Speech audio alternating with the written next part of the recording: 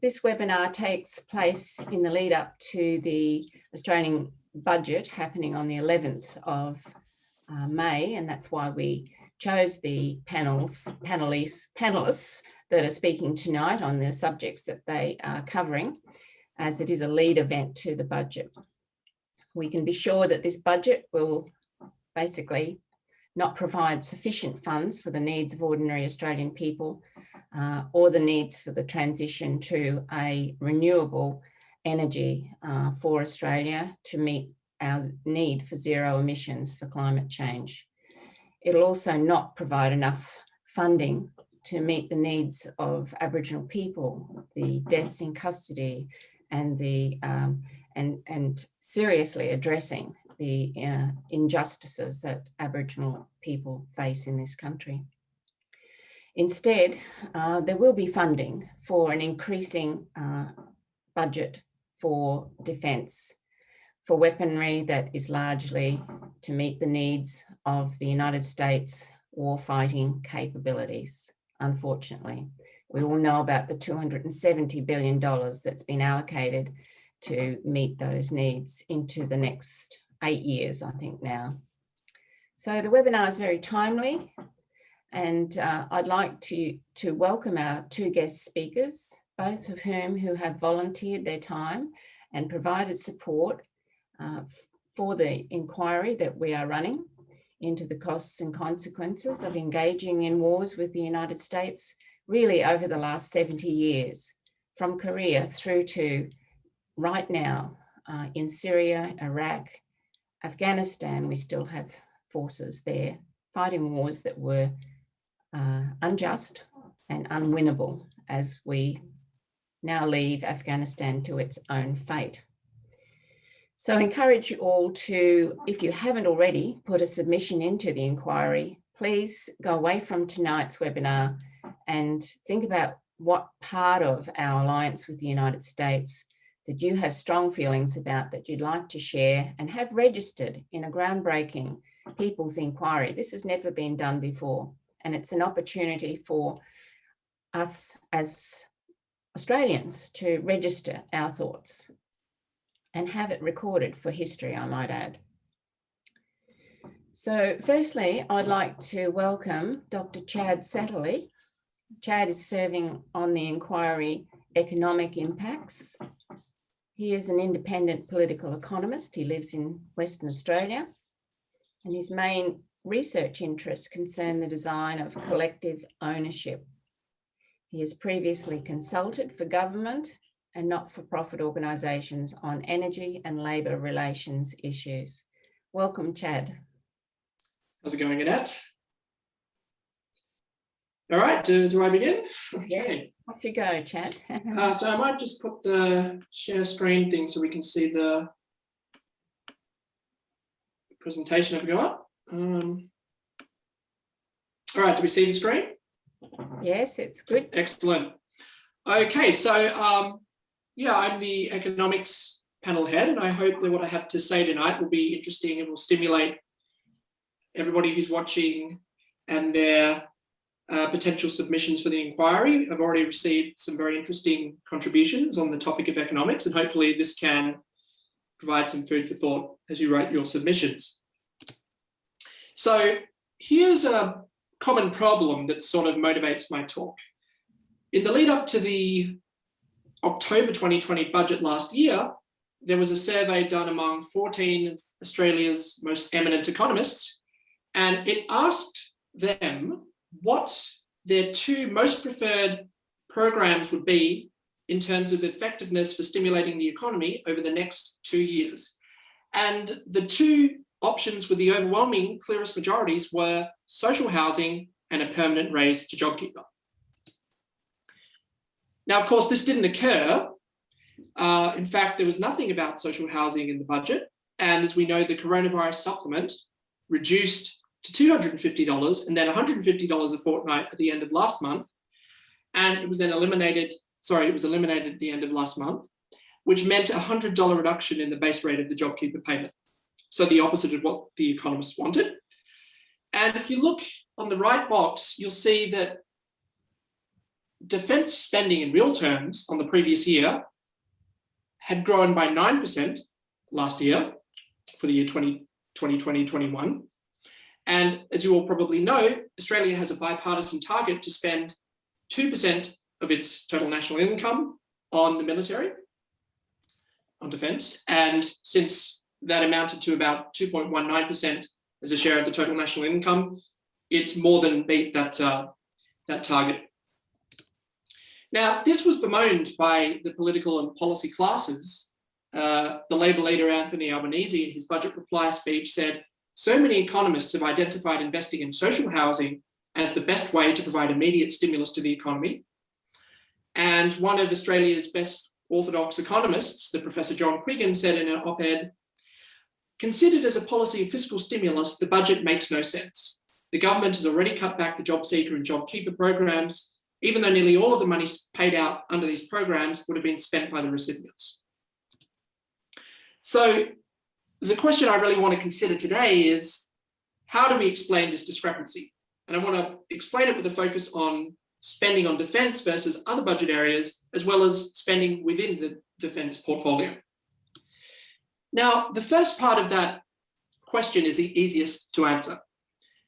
You might recall Quiggin saying the budget didn't make any sense, but the reason economists don't understand the relatively non-stimulatory spending choices is because budgets are reflections of the interests of influential social groups.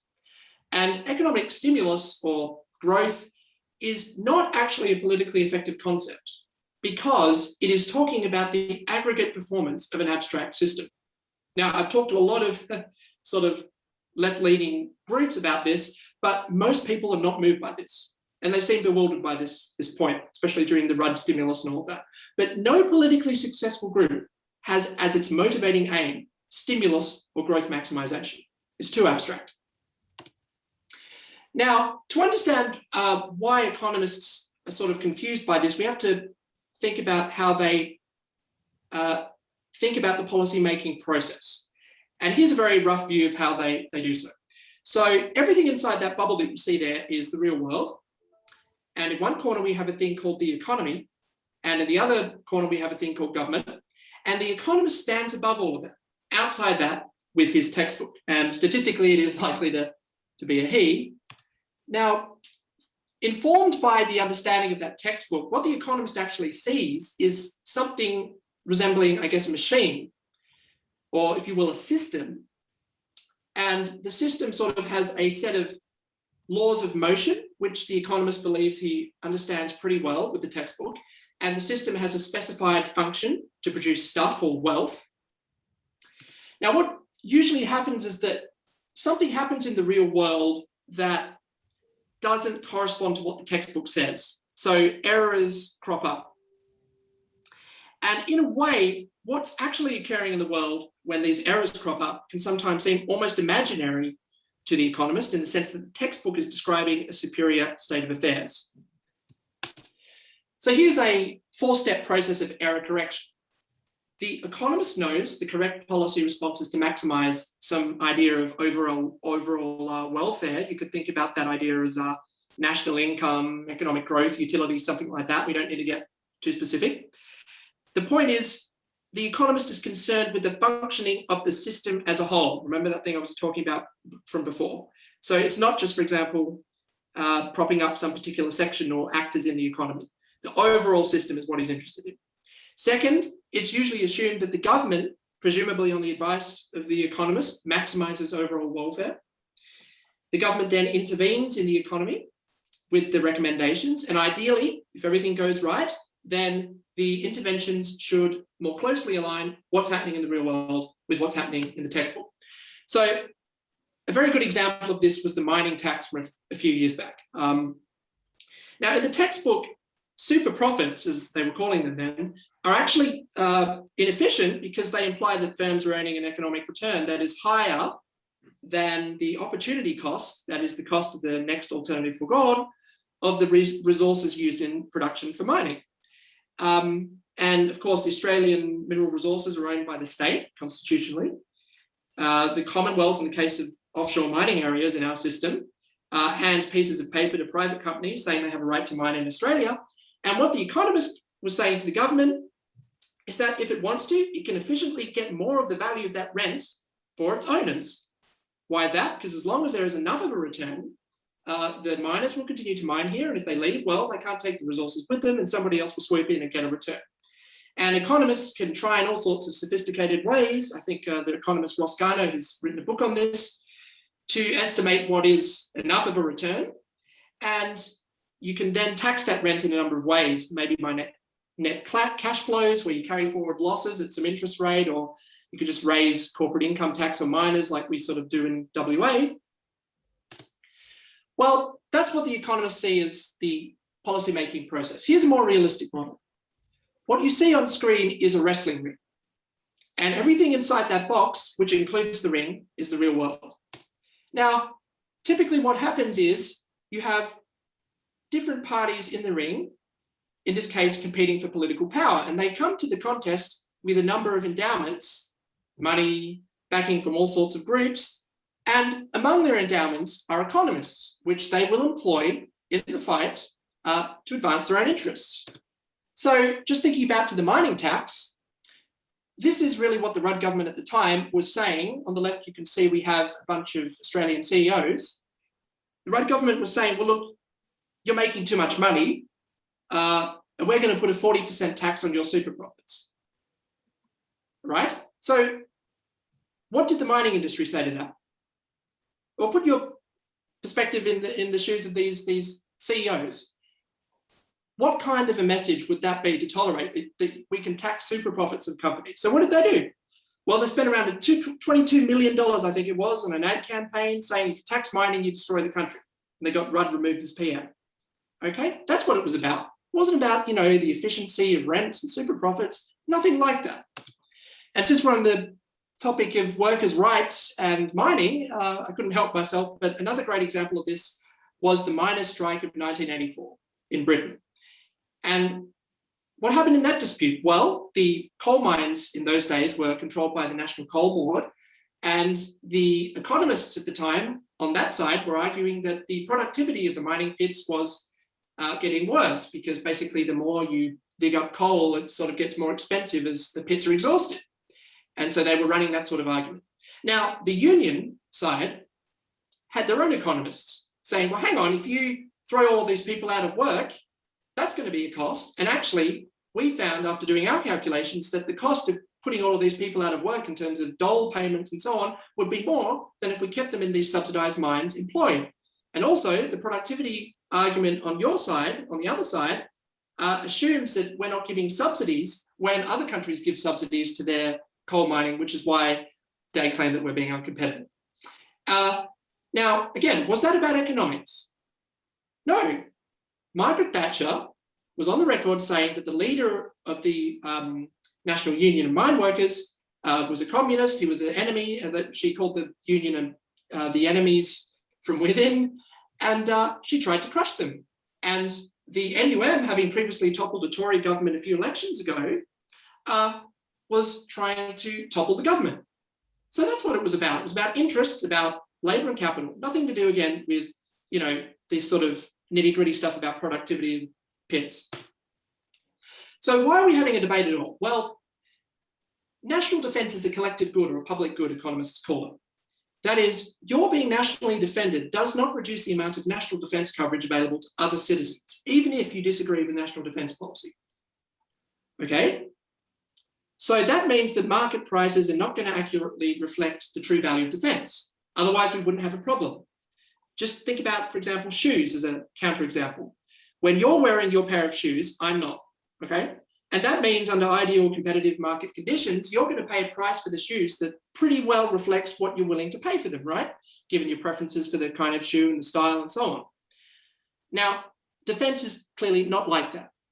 And so in that case, welfare becomes ambiguous. Some citizens are going to be defended for, say, $10 when they're only willing to pay $2. Others are getting defended on the cheap for maybe $2 when they're willing to pay $10. So the problem for the government, which is the monopolist of national defence, is how much are citizens willing to pay for national defence? So that's why the IPAN inquiry and so on, that's why we're having a debate at all. Now, there are three levels to thinking about defence spending.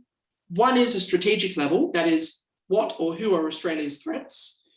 The second is a capabilities level, that is, what are our means to address those threats. And the third level is the procurement, buying equipment to meet the threats and so on. And very roughly speaking, this is sort of the level of command. We have Peter Dutton as Defence Minister, who decides the strategy, informed by his department. We have the Army, Navy, Air Force chiefs who know most about the capabilities. And then we have the Defence Industry Minister, Melissa Price, who handles the procurement. And I should say that IPAN is pretty basically questioning number one, and I've had some submissions where people obviously are questioning specific expenditures, number three. So when we talk about Australia in comments, what we're really doing is assuming a solved political problem. And again, this is what IPAN is questioning. There isn't a unified Australia when it comes to what we should be doing and spending on defence. So how can we solve that problem of determining how much we're willing to pay? Well, one method is to use, to vote for political parties in elections who would presumably be proposing different levels of defence spending. Another is to have a direct vote through a referendum, like how much do you want to spend, more or less?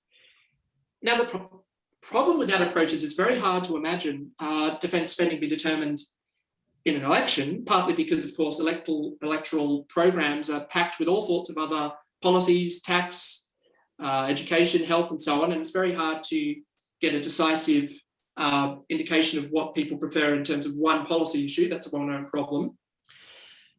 So another way is the IPAN inquiry approach, which is just to ask people, I mean, what do you want to see spent on defence? What are your views on defence policy? And an issue for discussion is, well, how representative is that approach going to be? I mean, it could just be a bunch of committed activists who want peace, right? Which is why, by the way, we really need to encourage lots of submissions to make it as representative as possible. But I'm interested in people's assessments of that problem. I don't have an answer. So what's the economist's preferred way to solve that problem? Well, we refer to a thing called cost-benefit analysis. And as you can see, the Australian government and the public service is committed to using that at least as a framework for thinking about how to evaluate competing policy alternatives. So what does that policy mean? And again, this is a very stylized version. Well, it says the total welfare of policy A, it could be a project to spend expenditure on a submarine or something, for individual I equals the benefits of policy A minus the opportunity costs. And remember, an opportunity cost for economists is just the costs of the next best alternative for Gordon. So slightly complicated, but basically you're asking with that, or what, okay, or what. Now, then you look at the total welfare of policy B for individual I, and that's equal to the benefits of that policy minus the opportunity costs. And the idea is you do that for a few more likely policy alternatives for all individuals, for all relevant individuals. And if the total benefits of policy A outweigh those of policy B, then the government prefers A. Remember, it's supposed to maximise the welfare of the system as a whole. And the policy is a net benefit for society as a whole in that case. Now, the problems with this approach are threefold at least. Who determines the policy alternatives? Whose benefits and costs do we include in this hypothetical calculation? And how do we attach numbers? I mean, how do we operationalise that into something real? Well, the official answer in all of the handbooks for the public service is that the department or agency determines the alternatives. And usually you have to include at least three. One has to include a do-nothing scenario or a business as usual. One has to be non-regulatory, so it could be like self-regulation, which we like to do with financial institutions, apparently. What are the problems with this approach? Well, first of all, people in departments tend to have certain ideological bents, and the Defence Department obviously is no exception to that. Some things are just going to be excluded. Okay, when was the last time? Well, I don't need to go into it. As IPAN followers, you probably know that some options, which we would all like to see on the agenda, just aren't on there. The other problem is whose benefits and costs do we include in this calculation? And the official answer is all people residing in Australia. Now, that's problematic because what do we do about future generations? It's very difficult to include people who are yet unborn in cost-benefit analysis. Unfortunately, we don't know how many people are going to be in the future or what their preferences are. And we don't even know how many generations there will be in the future. So that's just sort of inherently complex. Now, attaching numbers. Well, when it comes to market costs, which have prices, that's easy. You know, so many troops, so many warships, so many aircrafts, or even so many tons of steel, if you want to do it that way, it's relatively easy to get numbers on that. But how do we value things like peace, security, stability, respect on the world stage when you might not have been respected before, or if you lost respect as a country? How do you value all of those things? That's pretty difficult. When market prices don't capture the true values, as we determined is the case for defence generally, what economists do is we look for indirect information that mimics or approximates real values. For those of you who want to get more technical, we call that shadow pricing or proxies. We're looking for basically indirect information. So here's very briefly some sort of inherent problems with using this approach in the defence context. First of all, there's an inherent lack of public transparency over classified information that we would need to do the CBA cost-benefit analysis properly. You know, sometimes I'll need to know for the total cost of some project, I might need to know, for example, how skilled and battle ready are the parts of the armed forces, certain parts. You know, how well trained are they? How would this new equipment meld with existing equipment? How well trained are people to use the new equipment? How operationally ready are the troops? How old are our existing warships? I mean, all of this stuff, it's hard to see that being publicly available for reasons of so-called national security. So it would be very hard to examine the assumptions that the economists in this area are making.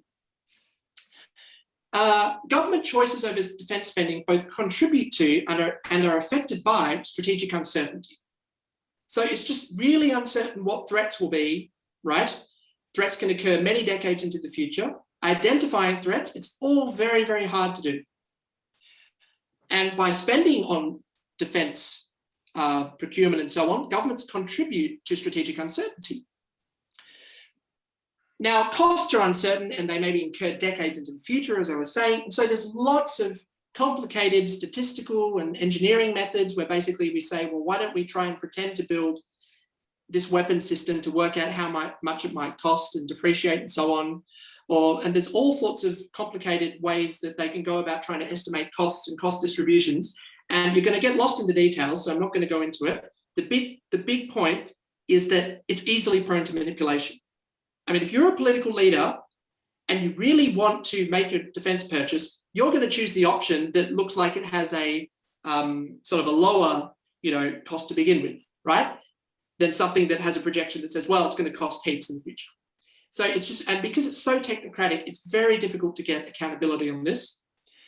And then there's the problem of how to discount the future, which is converting future values into present values or present dollars. I'm not going to go into that. Maybe we could save that for questions. But again, you can't do a cost-benefit analysis unless you know that you're going to get a return that's more than the cost to society of deferring consumption, right? Because in order to spend on all of this, you have to put aside consumption now to get a return in the future. And you need some sort of rate to convert that future value into the present value. Some people use interest rates, but it's very complicated. Okay, so that's how economists think things should roughly, ideally, go to make rational decisions. What actually happens? Well, there's no systematic process of cost-benefit analysis in the Australian Department of Defence. What you see on screen is a photo of Turnbull, then PM, with the Defence Minister Maurice Payne and the former Adelaide MP Christopher Pyne, announcing that we were building these French submarines, mostly in Adelaide, creating some 2,800 jobs a few years ago. Now, you'll recall that the former Defence Minister, David Johnson, I think, said to the Senate that he wouldn't trust the Australian Submarine Corporation, which is based in Adelaide, to, quote, build a canoe. But it turns out that Christopher Pyne's seat was a bit under threat. In 1516, a poll was taken showing that he was like neck and neck with the Xenophon party. So again, there's a bit of a pork barreling component there, arguably. Now, one of the things Pyne often said to justify building in Adelaide was that there's, a lot of spin-offs and positive flow-ons from building locally as opposed to getting stuff off the shelf overseas, right? That this would set up a base for local export industry and so on with these 2,800 jobs. And it's true that these employed workers are going to spend money. But the problem is when you use resources on that project, it's going to come at the cost of other alternative economic activities, right? And so an honest analysis has to account for these, which Christopher wasn't doing. And in fact, a report by the Rand Corporation showed that the costs of building at home as opposed to abroad, in particular the US, ships were about 30 to 45% more expensive than USA made ones. Okay, now I haven't seen a cost benefit analysis on local production of defense hardware versus off the shelf stuff. I haven't seen it. So what I'm just saying is that we need a more comprehensive work in this area to be able to form a judgment in these terms anyway. So that's just a sort of nutshell of the issues involved. There are no easy answers, but we can certainly say that the economist's approach faces enormous complications in the national defence area. And I'm genuinely interested, and I hope we get submissions sparked by this presentation. What are your alternatives? And that's my presentation.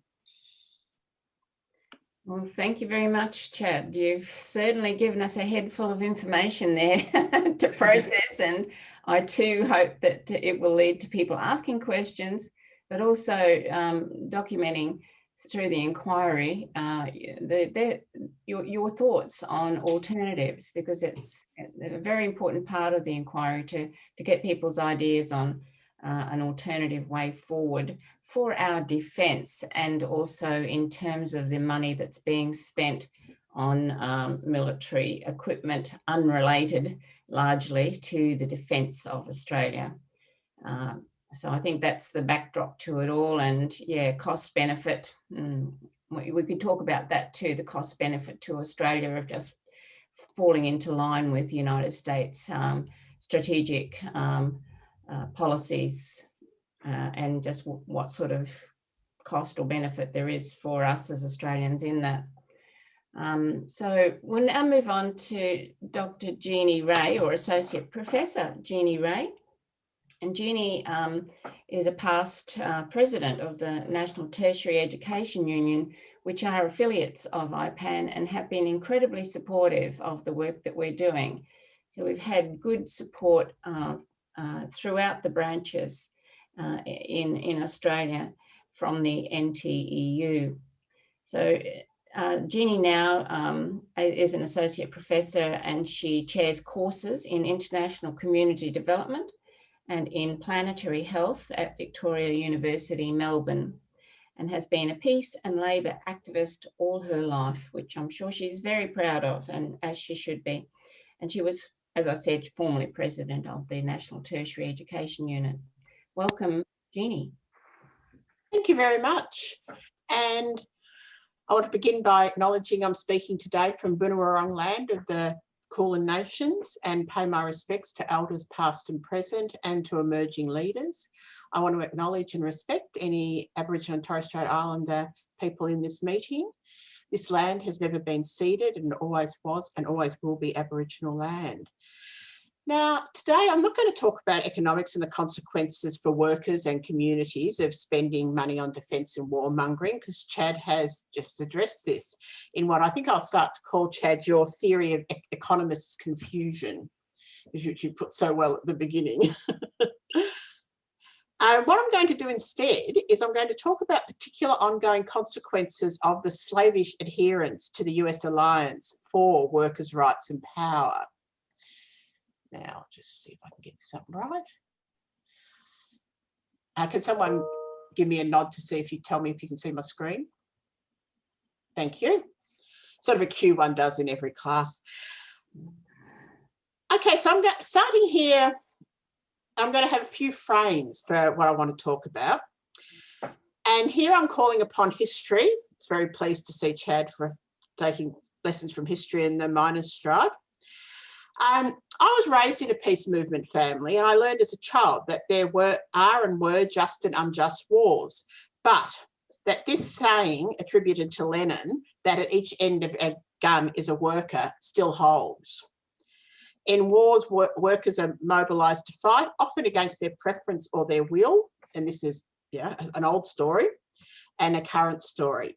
Professional soldiers are also workers, and of course are prohibited from forming trade unions, not that they haven't tried to many times. Over a century ago, Australian workers joined up to fight for empire in World War I, joining other workers from all the other countries involved in that awful war. Soldiers did, though, organise, and arguably their increasing resistance contributed to the need recognised by the governments, the monarchies and the captains of industry to hurry up and finish the war before revolution spread beyond Russia. Many of those soldiers was conscripts, but not from Australia. Australian workers, through their trade unions, organised against and defeated 2 conscription plebiscites. And workers also continued to fight industrial battles throughout the war. There were many, many strikes, as of course employers and governments took what they thought was the opportunity to reduce hard-won wages and conditions.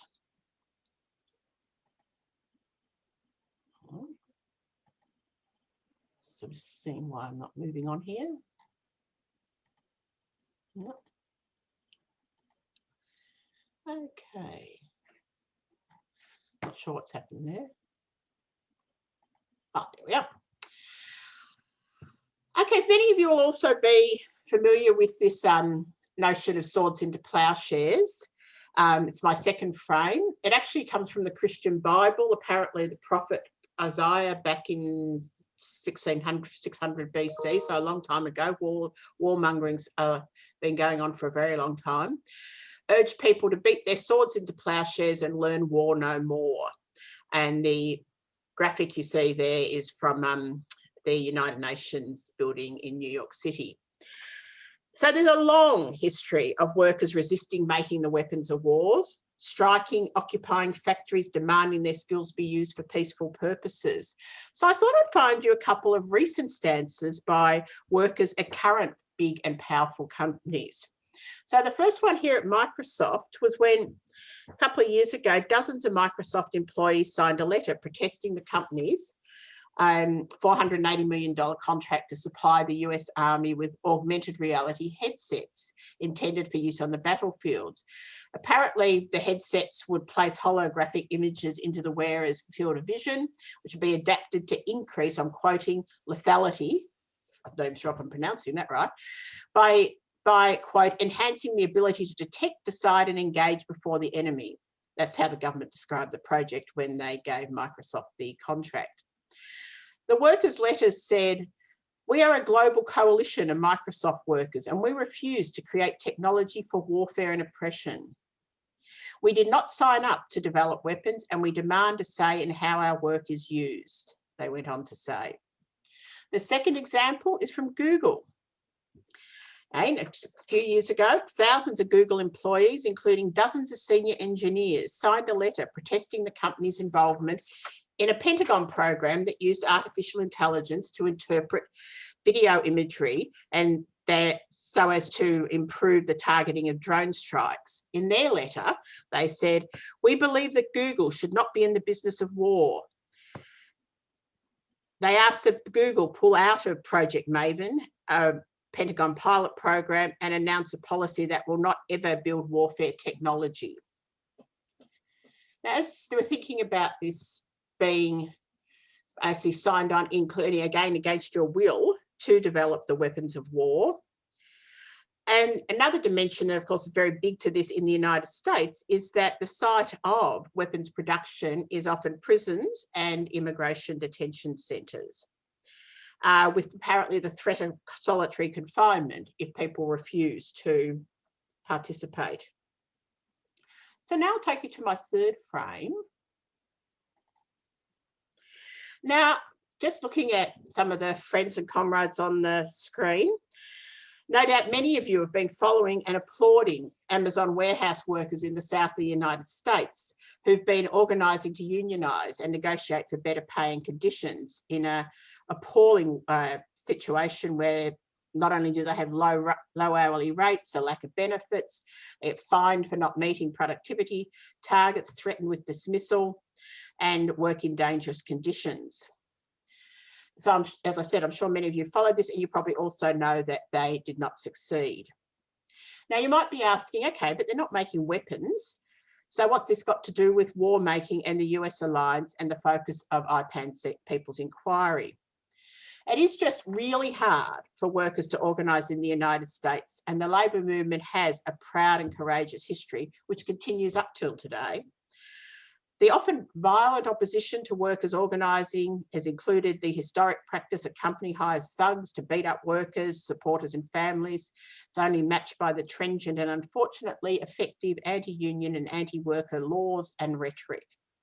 So how's this connected then to the US-Australian alliance?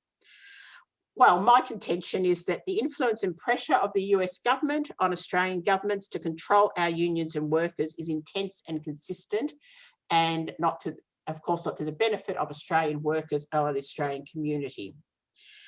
And it is collaboration between government, big business, universities, other independent think tanks through courses where Australian want to be captains of industry, but also politicians across Labor and Liberal have gone over and done in the United States, which were basically courses in how to smash unions, if you just want to crudely put it.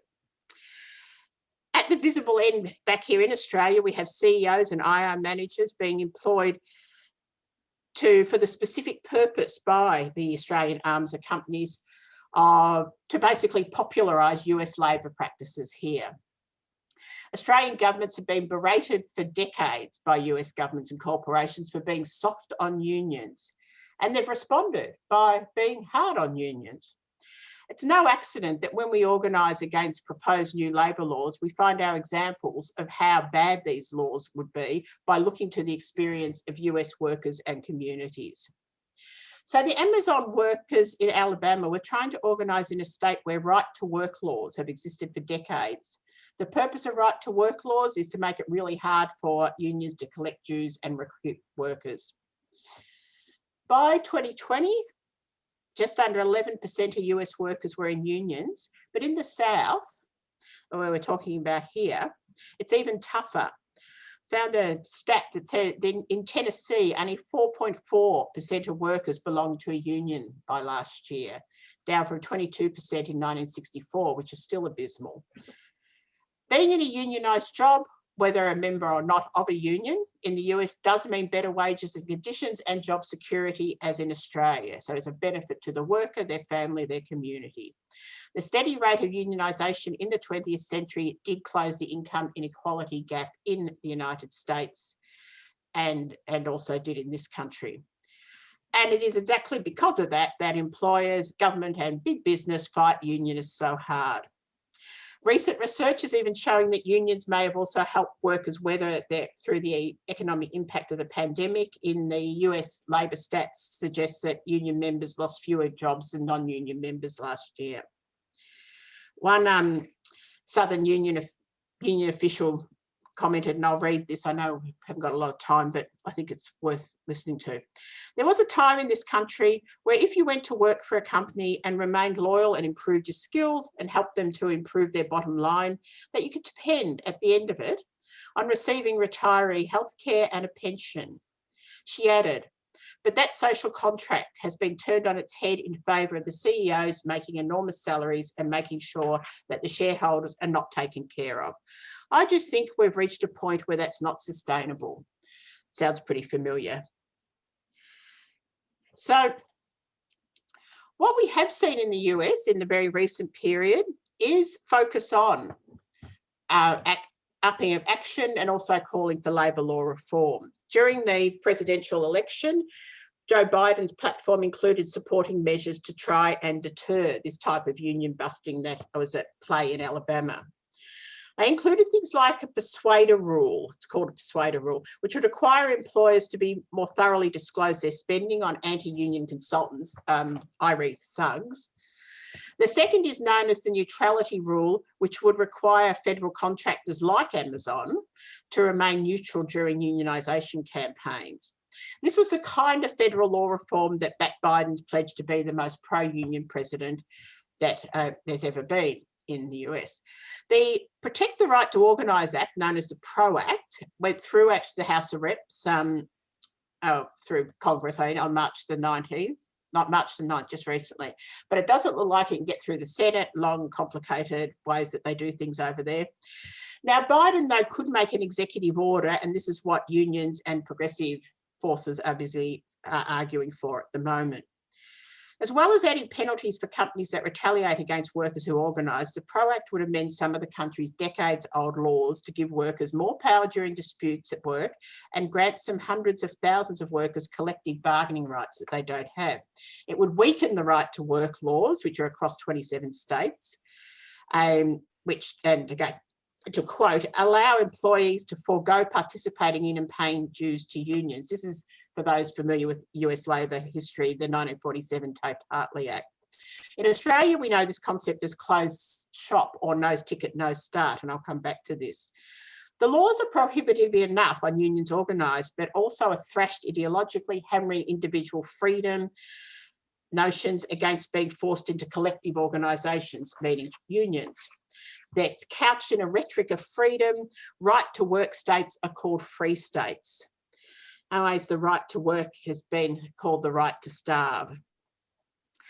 We learned firsthand about this rhetoric and propaganda from the 1980s as anti-union and anti-worker forces came together to prosecute their project of strangling our unions. And indeed, the Hawke-Keating Labor government embarked upon a modernising project, just note the language throughout the things that I'm talking about here, which included introducing enterprise-level bargaining, legislation limiting industrial action, and even mandated the size of unions. When Bob Hawke, was also a former ACTU president, died a few years ago, there was many a eulogy pointed to his government's dismantling of draconian labour laws, and he was a great champion of the US alliance. By 1996, the Howard Coalition government had brought in the Workplace Relations Act, which finished outlawing closed shop arrangements in this country and introduced individual contracts. But the trade union movement in Australia, backed by community allies, counteracted with the Your Rights at Work campaign, which certainly contributed to the coalition's electoral defeat in 2007. Labor brought in the Fair Work Act, which though didn't overturn many of the provisions of the WRA aimed at curtailing union effectiveness.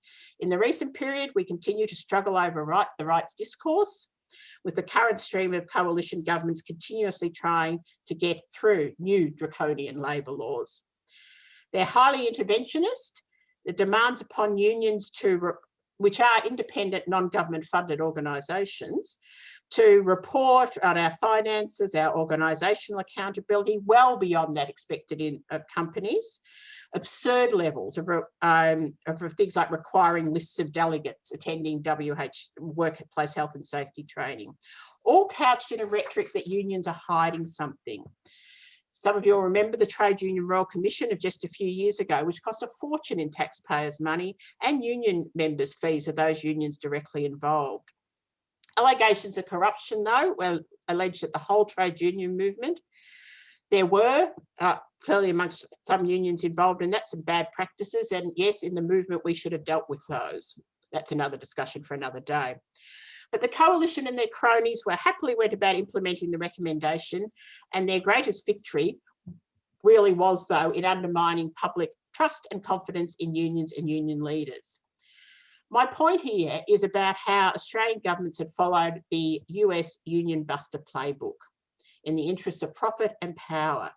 So the consequences are in Australia, we are now down to only 14.3%, or about 1.5 million people are members of unions. From 1992 to 2020, the proportion who are union members has fallen from 40% to 14%. These are ABS stats. But recent polling indicated that most Australians thought that Australia would be better off if unions were stronger. I'd suggest perhaps they should join and enjoy, and if they're in jobs, and encourage others to. Workers in unionised jobs earned more than other workers on a median basis, and about $350 more than non-unionised workers. Now, this decline in union membership and density in Australia is often attributed to the decline in the highly unionised manufacturing industry, the rise of non-organised industry, the rise of casual and contract workers. And the union movement's done a lot of work on trying to understand this and counteract it. And because the decline in union membership has also gone with overall a decline in activism and militancy on the job. So it's not surprising that Australian unionists have turned to our US counterparts to learn about some of their ways of effectively organising.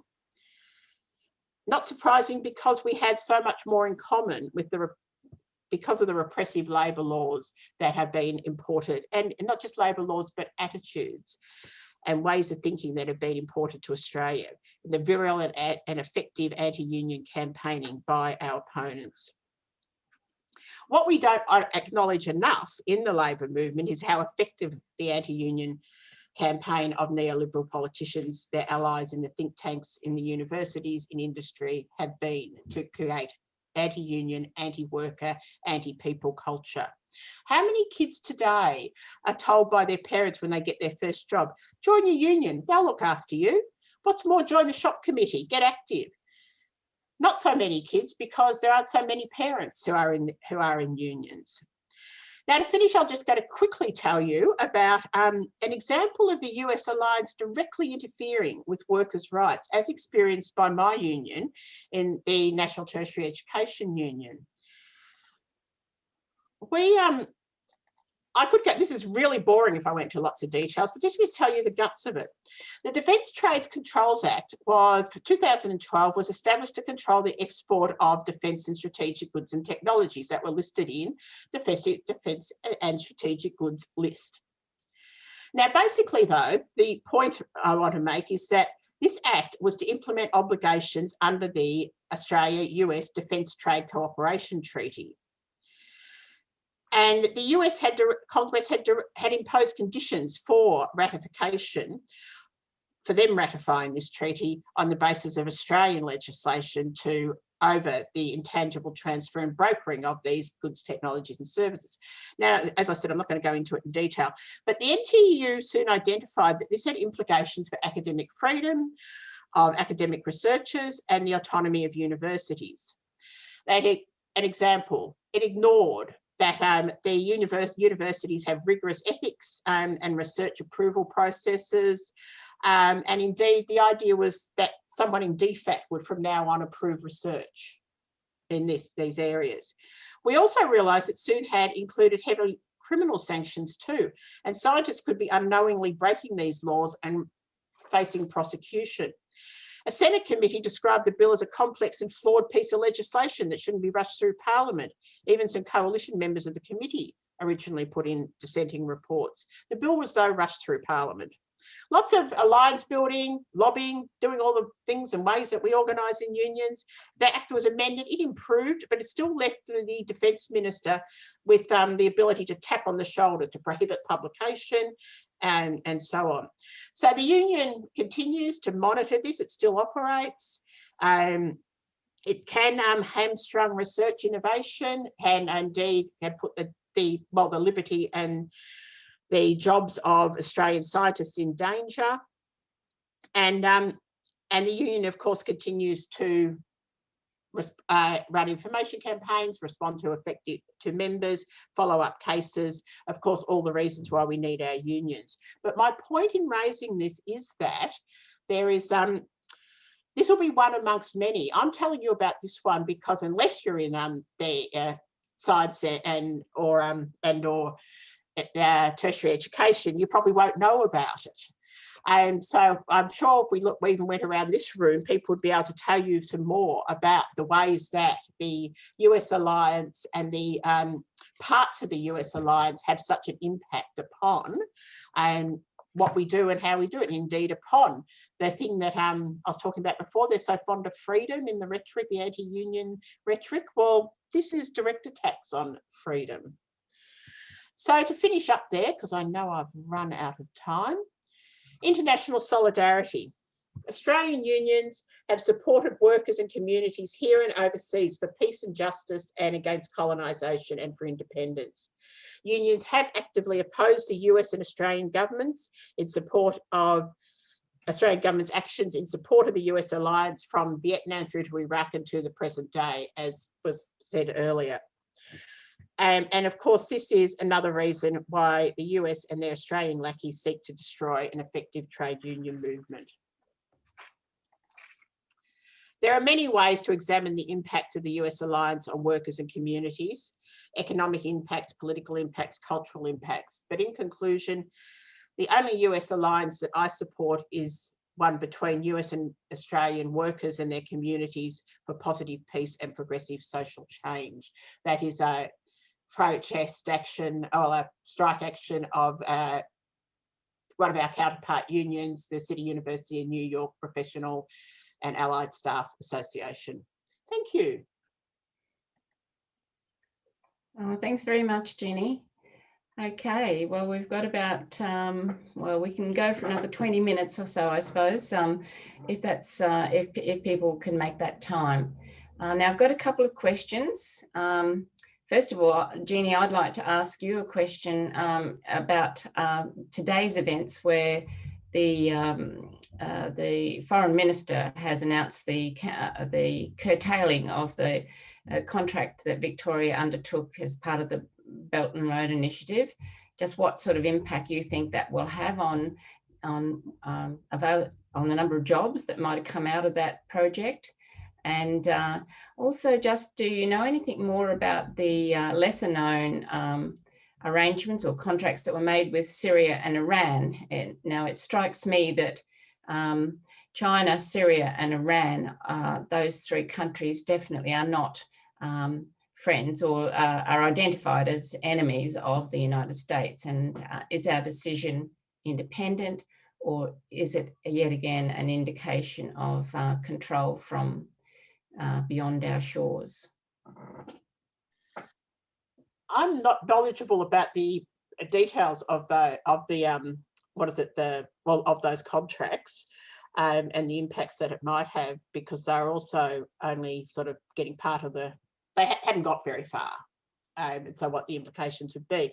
But I think you could certainly see the pressure coming from the US and just even the rhetoric being used by Australian governments in talking about our relations with our agreements with China, Syria, Iran, with other countries. It's one of the things that became really obvious to me when I was looking at the argument that I wanted to put tonight was I just kept finding the same language all the time. And the same language is being picked up by Australian politicians, Australian captains of industry, you know, sort of straight out of the US playbook. There's no accident there. No, absolutely. Thanks. Chad, I've got a question here from James. Is it possible, asks Chad, to calculate the negative, i.e. opportunity costs of following the United States into Vietnam, Iraq, Syria and Afghanistan? There's a question for you. Oh, wow. Well, I mean, I suppose this highlights the difficulties with the approach, because you're dealing with potential death. And believe it or not, economists, I know in the health space, for example, they have to estimate the value of statistical life. And you might think that you can't put a dollar value on life, but actually economists, I mean, I don't, but I know colleagues who have, they put dollar values on people's lives all the time. As a trivial example, we might, again, as a sort of indirect form of information, look at how much you're willing to spend on smoke detectors or something like that. And then there's insurance and so on. I mean, we all make these trade-offs about safety all the time when we, you know, get in a smaller car when we could afford a bigger car, when we know there's a bigger risk and stuff like that. But what James is talking about is war. And in that case, it's very interesting because, again, I was saying cost-benefit analysis, we try to go for the market costs because they're easiest to identify. But the interesting thing is, on the one hand, there's a lot of destruction in war, which destroys wealth, but war industry can be quite profitable. And, you have to add to that, again, if you're taking into account the social costs, how do you value things like stability? Like I can tell you, I believe that Gaddafi, in mind blank, what's his country? Libya. Libya, yeah. I believe Libya under Gaddafi didn't, but they now do have slave markets, which was a result of the intervention. Now, I'm not sure how you price that.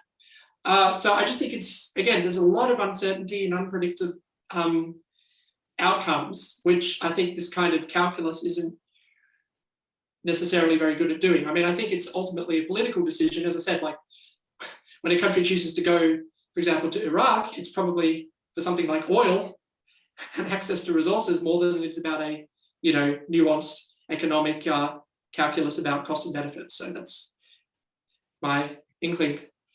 Okay, that's for sure. And I guess the other thing to consider is the individual interest of people who enter the military industrial complex, which ultimately is about people moving between industry, politics, and the military.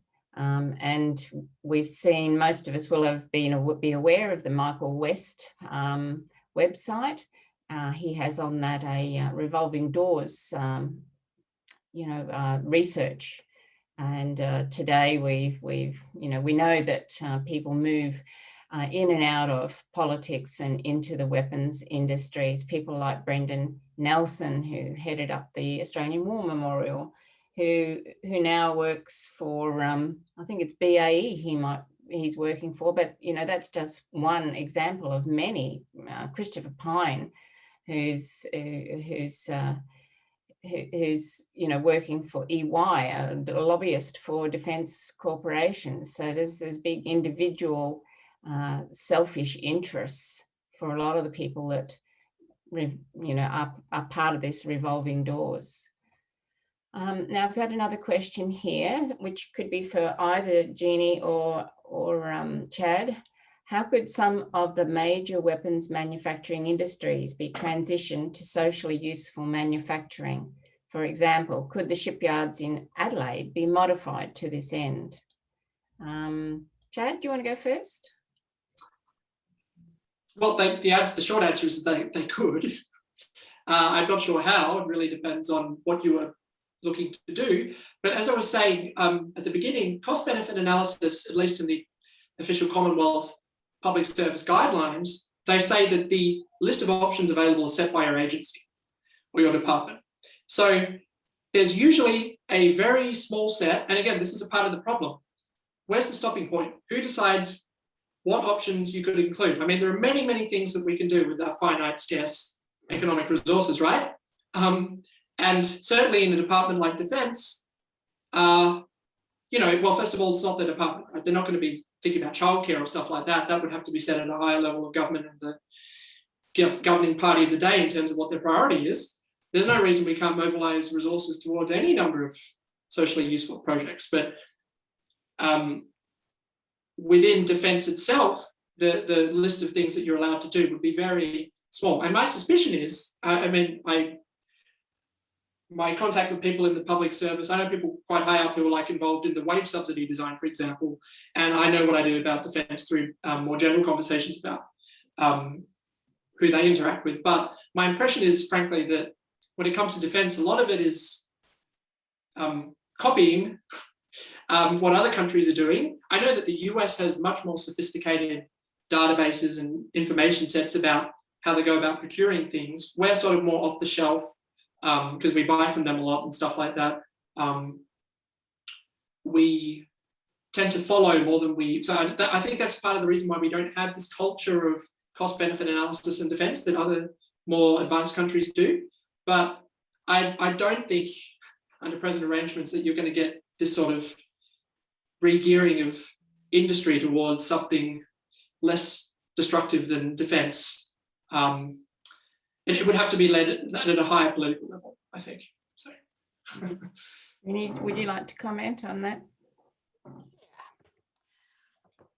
Isn't it just profoundly cynical in when we have a situation in Australia where manufacturing industry has, as I mentioned too, has been eroded, and where though we do still have lots and lots of people with great skills and qualifications and experience, and we have education system that's more than capable of continuing to educate and train people to work in an advanced manufacturing. So what's the best we can come up with is the Adelaide shipyards for defence work. And it's short term, it's not short term because that's going to take a very long time to do them, by which time apparently to those who are interested in such weaponry says they're way out of date and the rest of it, and will they work anyway? We could debate that. Best not to get diverted on that though. But the thing is that that's a decision that's made that, oh, we need some manufacturing work. And yes, as Chad said, when Pine was a little bit worried about his seat and the rest of it as well. So that's what we'll be there to produce. So for workers that have been put out of work by other companies and so on closing down, or other areas closing down, this is the only place you can get a job. So people get trapped again in defending then an industry they don't want to defend. The same sorts of things that happens in other areas too. So I think just the gross cynicism of this approach to continuing to do such manufacturing instead of, as Ross is suggesting, moving to socially useful manufacturing. It just needs to be really exposed for what it is, and so we don't get this trapping of workers being pushed into positions by, of course, opponents of workers' rights, who then can take a "we're just defending jobs" position. I mean, I get sick in the stomach every time I hear a coalition minister talk about defending jobs. Yeah, that's right. And Australia, under Malcolm Turnbull, in fact, declared an ambition to be amongst the top 10 arms manufacturers in the world. It is an amoral ambition in my thinking, but jobs are the thing that just keep getting pushed, aren't they? And the narrative of the government is to always use jobs as being the central issue, and anyone opposing this is opposing the rights of working people to have full employment. I think the other one too that I'm just sort of thinking about with the weapons makers is, and the connection with budgets, is one of the other things that will happen, no doubt, in the next budget's going to be handed down soon, is that there probably won't be a whole lot of money put into education and research. I'm just predicting probably not. No doubt I'll be wrong. No, I won't. But we have really pathetic amounts of government contribution to education, but also to research in the universities and research in other institutions. And of course, what do our universities do when they're short of money is, of course, they go and sign up to partnerships with Lockheed Martin, BAE, a whole lot of basically warmongers. And then again, get trapped in that of, well, we don't want to lose this contract, so therefore, we're not going to be critical of these things. Now, I think universities are being challenged on this at the moment. I don't think we are challenging universities on this at the moment. If you're going to look at having an ethical approach, I think you've got to actually start looking at these sorts of partnerships and how you can justify them. And so I think that's probably another campaign worth people picking up and supporting too. All right, well, I'm hoping that that's going to stimulate people to put their thoughts together and put those submissions into the inquiry. And the sooner the better. We've got 8 wonderful community leaders that are volunteering their times to read all these submissions. So rather than them getting a whole heap of them right at the end of July, it would be fantastic if after tonight you can really, get them coming in. We have just got a comment really from Bevan Ramsden. And he says, in an independent Australia, pursuing a defence policy based on armed neutrality, free of military alliances and free of foreign troops and military bases, defence spending and industries, would be viewed quite differently to our current situation under the alliance with the United States and a subservient government acting like a lapdog to its master. And also, I just wanted to let you know, as far as the inquiry goes, we have got a supportive action going, and that is we're running a national survey with questions that relate basically to the inquiry. I'm going to put the, well, in fact, if the easiest way to access both the survey that we're running, and we'd encourage you to fill it in and to share that widely, but we also, in solidarity and in partnership with the International Peace Movement, IPAN is an affiliate of the International Peace Bureau, which runs a campaign on military spending around this time each year. So we have put together a public statement, which we'd love you to sign on, and we need lots of signatures to that public statement, which ultimately says, you know, we've got to transition, we've got to stop funding military, and we've got to start funding the renewable energy transition that we all know is so desperately needed as the world warms. So they're two strong messages for you. I'll just put the IPAN website in the chat line, but it's really easy, ipan.org.au, so an easy one to remember. Now, I don't think there's any more questions or comments. Just before we leave, is there anyone who'd like to put their hand up to say anything else before we finish up for the evening? No, that's good. Come on, Kevin. Australia did make most of the ships in the Australian national line. What does he say here? There's the survey monkey. We only have 2 vessels in international trade, and the only domestic task that Australian ships trade is Bass Strait. In times of war, the merchant marine is the 4th leg of defence. Our merchant marine has been sunk by our own governments. Thank you, Derek. So true. And you know, just talking about the history of people who work in that area, the Maritime Union of Australia has been a strong supporter of IPAN. And not only that, they have a solid history of being a union that promotes peace and also steps in to try and prevent war. So we value that relationship we have with the MUA. Yes, we will have a recording of this meeting tonight, and it will go up on the IPAN, the People's Inquiry Facebook page, and also on the People's Inquiry website in the next few days. We hope for early next week, probably we'll maybe get that up there.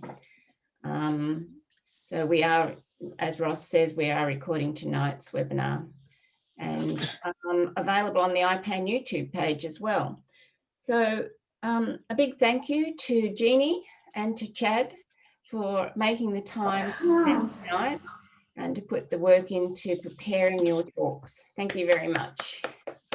And our next webinar in the series will be the first week in, first Thursday in June, I think. Spoken to Kelly Tranter today. Kelly is the chair, the overall chair of the inquiry, and that's the date that will suit Kelly to be on a webinar with Greg Barnes. It'll be a terrific webinar with 2 lawyers talking about the impacts on our democratic rights and the political process. I think it'll be something not to be missed. So you'll be informed about that over the next few weeks. Thank you very much to everybody for coming along, and look forward to your submissions. I'd also encourage you to join IPAN if you are not a member of IPAN at this stage. And Annette, I've put the link to the questionnaire up on chat. If anyone hasn't done it, they can just click on that. Okay, well, you know that you can record the chat on your own computer. If you'd like to hang on to any of the comments or the links that have been shared on the chat, just go to your chat on your page and click save to your computer. Alrighty, good night and have a good evening, everyone. Thank you. It's off.